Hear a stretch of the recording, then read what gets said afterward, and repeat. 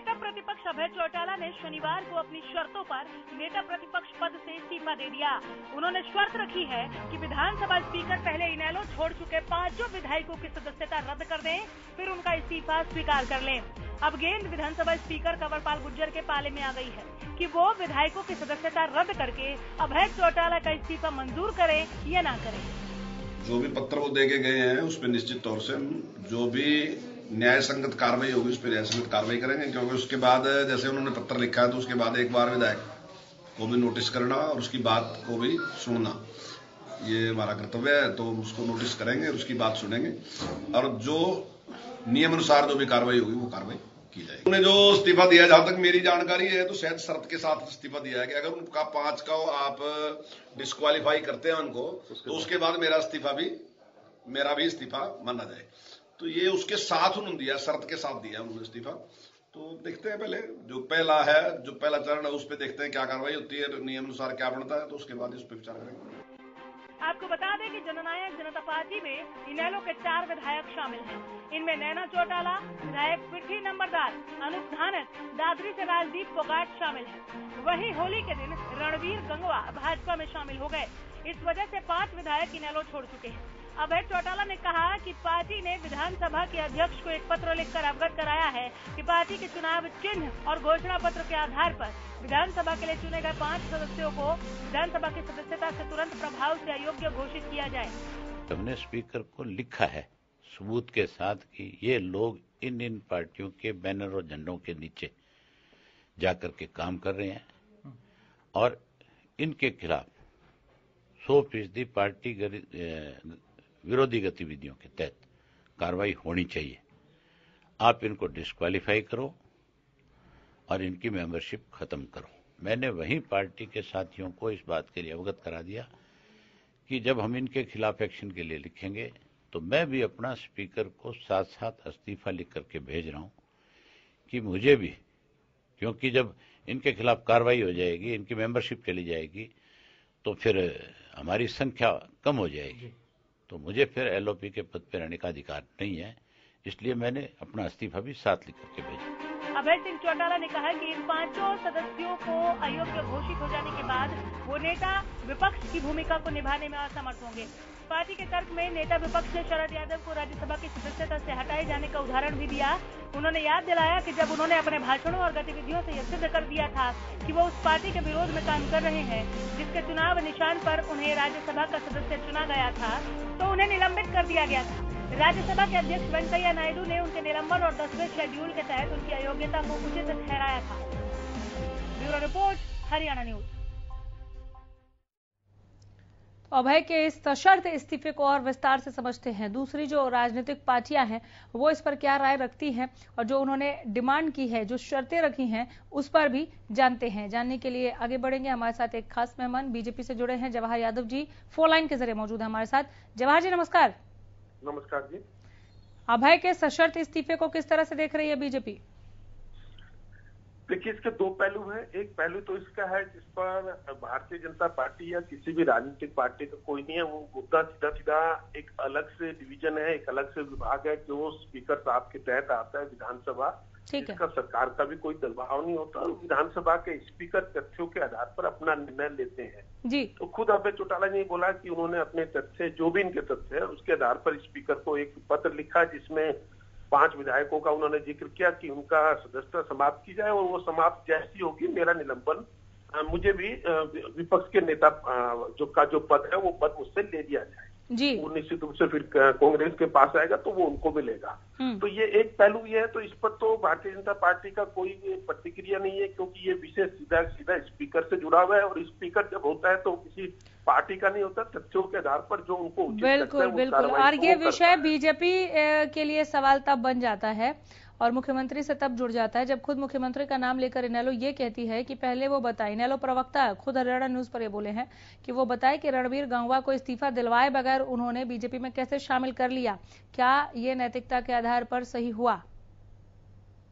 चाहता हूँ कि किसी व्यक्ति ने, रणवीर गंगवा ने अगर भारतीय जनता पार्टी ज्वाइनिंग कर ली है तो उस चुनाव प्रक्रिया की कौन सी धारा का उल्लंघन भारतीय जनता पार्टी ने कर दिया? आप नैतिकता की दुहाई देते रहे, उसकी कोई बात नहीं। आप विधानसभा में कुछ भी बोल देते हैं, पब्लिक भूमि में आके गोली मारना, ये करना, तो उस विषय में जाना नहीं चाहता, क्योंकि आज का वो विषय नहीं है। वो बोल देते तो नैतिकता तो कहाँ पर लागू होती है, उसका विषय नहीं है। जो देश चलता है वो नैतिकता तो स्वयं पर लागू करनी पड़ती है, बाकी देश तो नियम और कानून के तहत चलता है। ये नैतिकता, ठीक है, उन्होंने ये लिखा होता कि भाई भारतीय जनता, उन्होंने ये कहा कि रणवीर गंगवा ने उनके विधायक होते हुए दूसरी पार्टी ज्वाइन कर ली, तो इसके नाते वो कह रहे हैं कि कार्रवाई की उन्होंने मांग कर दी, वो की रणवीर गंगवा के ऊपर, परंतु क्योंकि वो कहते हैं कि ये हमारे एमएलए थे। भारतीय जनता पार्टी पर इस आधार पर किस तरह की कार्रवाई होते, अगर वो उन धाराओं का, उन नियमों का उल्लेख करते अपने पत्र में, तो मुझे लगता है अच्छा होता। ठीक है, एक सवाल और सर, मुझे ब्रेक पर जाना है। ठीक, नैतिकता का सवाल बीजेपी के लिए सीधे सीएम से पूछा इनेलो प्रवक्ता ने। खैर, अब एक जो बात जो राग अलाप रहा अभय चौटाला अपने इस्तीफे के बाद जो उन्होंने प्रेस कॉन्फ्रेंस की, तब से लेकर अब तक लगातार, वो ये कि ये नैतिकता के आधार पर दिया गया मेरा इस्तीफा है। नैतिकता या फिर और कोई विकल्प नहीं था और इस्तीफा तो इनको देना ही था, चूंकि अल्पमत में तो थे ही टेक्निकली। देखिए, अल्पमत में थे, और जो अभी सुनने में चीजें आ रही है मीडिया के माध्यम से, हाँ, ये 5 विधायकों की संख्या शायद मुझे लगता है कि ये 5 टोटल ना रहे वहां पर, जो सुनने में आ रहा है। तो इसलिए उनको लगा कि अब इस सीट से बचने का एक ही तरीका है कि इनकी सदस्यता रद्द करने की मांग करें। नहीं तो नैतिकता तो ये भी थी कि जी मैं पहले ये तय करता हूं कि मैं प्रतिपक्ष का नेता नहीं रहूंगा, और मैंने उससे इस्तीफा दे दिया क्योंकि मेरे ऐसे 5 लोगों ने इन चीजों को, नियमों को तोड़ा, और इनकी ने तो उन्होंने अपना वो भी उनकी शर्तों के साथ जोड़ दिया। तो ये नैतिकता है। नहीं तो नैतिकता अगर उनको थी तो कहते जी मैं प्रतिपक्ष पे नेता नहीं हूं क्योंकि मेरे साथ 5 विधायकों ने ये गड़बड़ की है और आप इनकी सदस्यता रद्द करो।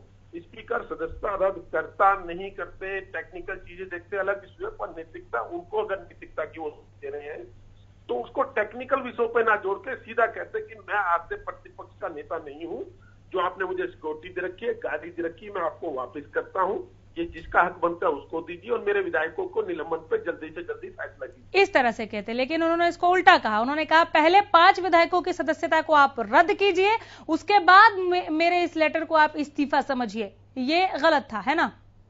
ये गलत नहीं, ये वो कह रहे हैं जो नैतिकता की दुहाई दे रहे हैं। ये वो कह रहे हैं जो कह रहे हैं कि मुझे कुर्सी का मोह नहीं है, नहीं तो 6 महीने और पड़े थे। हाँ, नहीं, कुर्सी का मोह नहीं, अच्छी बात है, परंतु अगर कुर्सी का मोह नहीं होता तो ये चीजें तो और 4 महीने पहले की जा सकती थी। जब जेजेपी के मंचों पर उनके नेता आने शुरू हुए, चौधरी देवीलाल जी का जो इन्होंने सम्मान समारोह रखा था, जहां से चीजें स्पष्ट हो गई थी, अंदर खाते तो काफी पहले से चली थी, जब खुले सार्वजनिक मंचों से डिवीजन आ गया जी, जब उन्होंने इनेलो के कार्यक्रम में आने के बाद विधिवत जेजेपी का उद्घाटन वो किया, या जब जींद उपचुनाव हुआ उस समय ये लोग कहाँ खड़े थे? क्या ये पार्टी के विधिवत प्रत्याशी को हराने के लिए जेजेपी के समर्थन कर रहे थे या नहीं कर रहे थे? तो नैतिकता तो वहां हो जाती कि जी आज से ये है, स्पीकर महोदय डिसीजन ले ना ले, मेरी नैतिकता ये कहती है कि मैं स्पीकर नहीं हूँ, मैं प्रतिपक्ष नेता नहीं हूँ। तो इस, और दूसरा मैं कहता हूँ, मेरा तो एक स्पष्ट मानना है, चाहे इनेलो हो चाहे जेजेपी हो, ये लोग जब नैतिकता की बात करते हैं तो हरियाणा के 2.5 करोड़ लोगों के चेहरे पे एक हल्की सी मुस्कान आ जाती है। जी, चलिए, बहुत शुक्रिया। ये कटाक्ष था, ये बहुत तीखा प्रहार कर दिया आपने। देखते हैं क्या जवाब आता है। बहुत धन्यवाद जवाहर जी वक्त देने के लिए।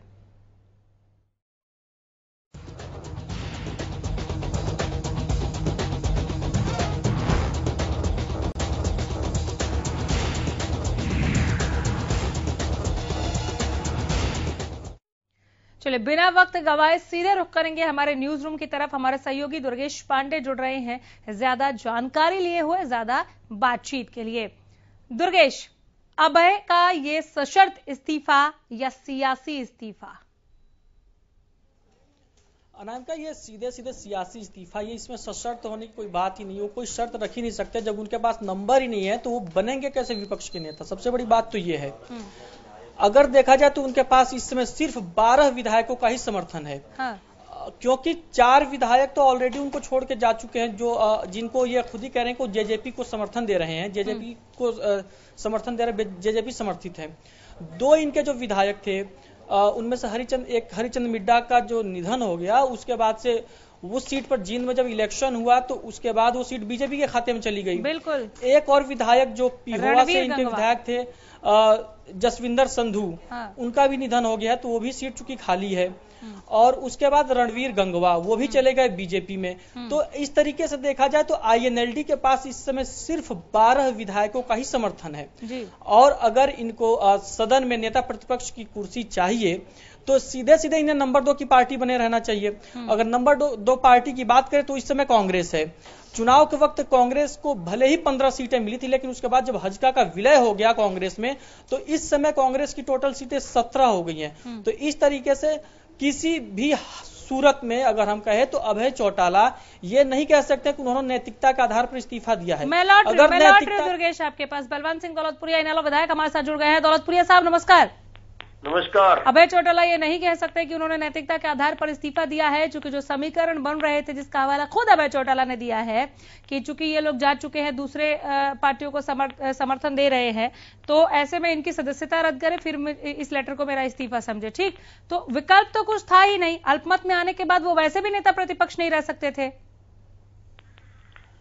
अगर अभय चौटाला रिजाइन नहीं करते तो भी वो नेता प्रतिपक्ष रह सकते थे। अच्छा। जो हमारे विधायक 5 छोड़ के गए, उनकी हिम्मत नहीं थी पार्टी से रिजाइन करने के लिए, लेकिन चौधरी अभय सिंह चौटाला जी ने नैतिकता का परिचय देते हुए, लोकतंत्र की स्वच्छ परंपरा का निर्वाह करते हुए नेता प्रतिपक्ष पद से रिजाइन देने का काम किया है। और साथ ही साथ हरियाणा विधानसभा को ये भी लिखा है कि उन 500 विधायकों की तुरंत सदस्यता भंग, ताकि आने वाले लोकतंत्र में लोगों का विश्वास मजबूत हो। सर ये स्वस्थ राजनीति 4 महीने पहले क्यों नहीं दिखी सर? आप क्यों चुनाव भुनाना चाहते हैं क्या? कुछ इमोशनल कार्ड खेल रहे हैं? हम भी चाहते थे, जो अपने आप को भगत सिंह बनाने का काम कर रहे थे, जो बड़ी बड़ी डिग्री आ गए थे, कुछ वो भी आगे 2 कदम आगे चले। अगर उनमें इतनी हिम्मत थी तो पहले पार्टी से रिजाइन करते वो, और फिर दूसरी पार्टियों में जाने का काम करते। हम उनका इंतजार कर रहे थे, वो कुछ भी वो हिम्मत दिखाएं। लेकिन हमें जब पता लग गया कि ये सिर्फ लालच के अंदर इधर उधर घूम रहे, तो नेता प्रतिपक्ष चौधरी अभय सिंह चौटाला ने, जो राजनीति के अंदर स्वस्थ परंपरा होती है, उसका निर्वाह करते हुए तुरंत नेता प्रतिपक्ष। अब जरा बलवंत सिंह दौलतपुरिया आप मुझे ये समझाएं कि आपको ये पता लगने में कि वो इस्तीफा नहीं देंगे इतना वक्त कैसे लग गया? महीने लग गए सर, कई महीने लग गए आपको। उन्होंने तो आपके कहते हैं कि आप चले गए हो तो इस्तीफा दे दो, वो कहते हैं आप निकाल दो। उन्होंने तो तुरंत जवाब दे दिया था। तो फिर आपको समझने में इतना ज्यादा वक्त क्यों लगा? ये वक्त आप लोग क्यों ले रहे थे? चुनाव नजदीक आने का इंतजार कर रहे थे क्या? वो लोग बड़ी बड़ी डिंगे हाँक रहे थे। हम देख रहे थे भी ये लालची किस्म में गए या वास्तव में नैतिकता इनके अंदर है। तो इनकी नैतिकता परखने के लिए कुछ तो समय उनको देना बनता है। इसलिए हमने उनको कुछ समय देना चाहा था। भी देखते हैं ये नैतिकता की कसौटी पे खरे उतरते कि नहीं उतरते। जब हमें लगा कि लालच के अभिभूत होके ये अपने विधानसभा क्षेत्र के मतदाताओं से धोखा कर रहे हैं, तो नेता प्रतिपक्ष ने अपना निर्वाह करते हुए कल ये फैसला या जब ये लगा कि अब किसी भी तरह से फूट कर बिदकते हुए नेताओं को, विधायकों को हम रोक कर नहीं रख सकते, अब और कोई चारा नहीं है, इस्तीफा तो देना ही पड़ेगा, तो क्यों ना एक इमोशनल कार्ड खेल दिया जाए और सांत्वना वोट बटोरी जाए? कतई तौर पे इमोशनल कार्ड नहीं है ये। इमोशनल कार्ड ही आप कह रहे हैं। एक सेकंड सर, इमोशनल कार्ड ही है सर। आप कह रहे हैं कि कुर्सी का मोह नहीं है। अगर कुर्सी का मोह नहीं था तो पहले करना चाहिए था। आप कह रहे हैं नैतिकता के आधार पर, तो पहले नैतिकता कहाँ थी इनेलो की? मैं आपको पहले बता चुका हूँ कि हम उनकी परीक्षा वो तो आप घुमा रहे हैं सर, भुना रहे हैं। यही तो मैं सवाल कर रही हूँ, यही तो मेरा सवाल है सर। आप जो पहले बता चुके हैं, आप जो दोहरा रहे हैं, 1 मिनट दौलतपुरिया जी, आप जो पहले बता चुके हैं, आप बार बार जो दोहरा रहे हैं, ये इनेलो प्रवक्ताओं की जो फौज है, जितने भी इनेलो प्रवक्ता है, वो जो बार बार दोहरा रहे हैं, यही सवाल है सर कि आप लोग इस चीज को भुना क्यों रहे हैं? भुनाने के लिए ही ये टाइमिंग चुनी थी क्या आपने? पता तो सबको था कि आज नहीं तो कल आपको इस्तीफा तो देना ही है। आप हमारी बात समझने का प्रयास तो कर नहीं रहे। बोले आप तो एक माइंड सेट करके हमारे से बात, माइंड सेट नहीं सर, टाइमिंग को लेकर सवाल पूछे जाएंगे। आप समझने का प्रयास करें। बोले हम भी जो साथी छोड़ के गए थे, उनकी भी नैतिकता के परीक्षा लेने के लिए कुछ समय चाहिए उनको भी।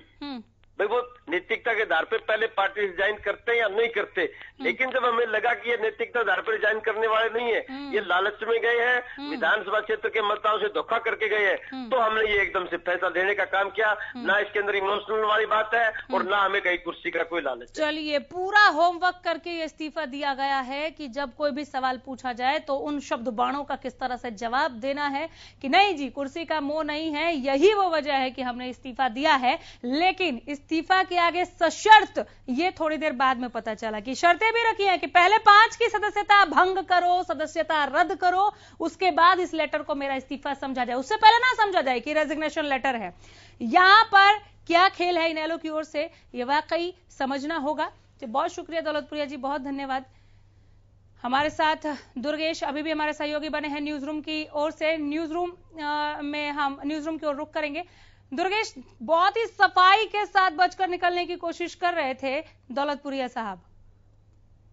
अनामिका, आपको बता दूं कि जैसे दौलतपुरिया साहब कह रहे थे कि नैतिकता के आधार पर इस्तीफा दिया गया है, तो इस समय देश की सियासत में कितनी नैतिकता बची है वो भी समझते होंगे और इस बात को भली भांति जानते होंगे। और जहां तक रही बात इन विधायकों पर कार्रवाई की, तो इन विधायकों पर कार्रवाई होने के बाद भी उनका अब कुछ नहीं बिगड़ने वाला है, क्योंकि उन्हें जितनी सुविधाएं मिलनी है विधायक रहने के बाद, अगर वो चुनाव नहीं जीतते हैं तो भी वो अब उन्हें मिलेगी, क्योंकि अब इलेक्शन होने में 6 महीने के ही आसपास का टाइम है, विधानसभा के इलेक्शन हरियाणा की जिसकी मैं बात कर रहा हूँ।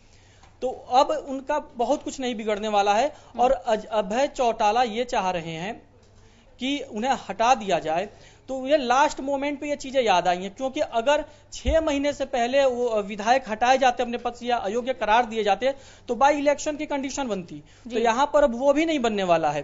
तो इस तरीके से अगर देखा जाए तो इन बातों में बहुत ज्यादा कोई दम नहीं है कि नैतिकता के आधार पर इस्तीफा दिया गया है। नैतिकता की यहाँ कोई बात नहीं है। यहाँ सीधे सीधे ये बात है कि अगर विधायक छोड़ के जा रहे हैं तो अभय चौटाला ये दिखाना चाहते हैं कि हमें लोगों ने अकेला छोड़ दिया, मैं मजबूर हूं, और हो सकता है कि इस से उन्हें सहानुभूति मिल जाए लोकसभा चुनावों में। बिल्कुल। सीधे सीधे ये बात हो रही है, क्योंकि ना इस इस्तीफे से ना उन विधायकों का कुछ बिगड़ना है अगर उन पर कार्रवाई हो जाती है तो भी, और ना ही अभय चौटाला का कुछ बहुत ज्यादा बिगड़ने वाला है। अनामिका, तभी इतना वक्त लिया इन्होंने। ये सीधे सीधे एक इमोशनल कार्ड जो इनेलो की ओर से खेला गया है, संभाल नहीं पा रहे थे, साम दाम दंड भेद तमाम तरह के तरीके अपना लिए, ये शिगुफा भी छेड़ दिया कि बीजेपी के साथ हम गठबंधन करने जा रहे हैं, और जैसे ही बीजेपी ने यह खबर सुनी उसका खंडन कर दिया। कोई चारा नहीं बचा तो अब इस्तीफा। इसे अवसरवादिता किसके लिए कहा जाए? आपने इस अवसर को वेलकम किया, इस टाइमिंग को भुनाने की कोशिश की, और फिर एक इमोशनल कार्ड ये खेला कि कुर्सी का मोह नहीं है, मैं तो नैतिकता के आधार पर इस्तीफा दे रहा हूं। थोड़ी देर बाद ये पता चलना कि सशर्त इस्तीफा दिया है। सवाल खड़े करता है जनाब, इसका सटीक जवाब दीजिए, ना कि गोलमोल बात करें इनेलो। बहुत शुक्रिया दुर्गेश इस तमाम बातचीत के लिए, और इसी के साथ फिलहाल यही रुक रहे हैं। देखते रहिए हरियाणा न्यूज। नमस्कार।